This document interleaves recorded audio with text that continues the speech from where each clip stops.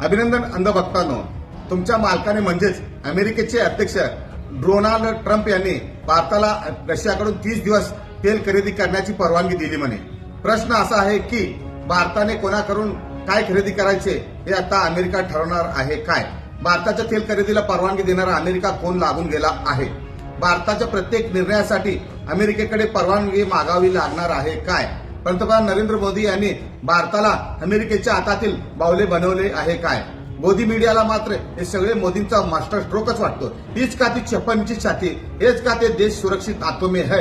आज अशी परिस्थिती आहे की मोदी सरकार अमेरिकेसोबत कॉम्प्रोमाइज करत आहे। ऑपरेशन सिंदूर थांबवण्याचा निर्णय असो किंवा भारत अमेरिका व्यापार करार असो, सगळे काही अमेरिकेच्या दबावाखाली होत असल्याचे चित्र देशातील जनतेला दिसत आहे। आज प्रश्न प्रत्येक भारतीयाने विचारायला हवा की अमेरिका भारताचा मालक झाला आहे काय?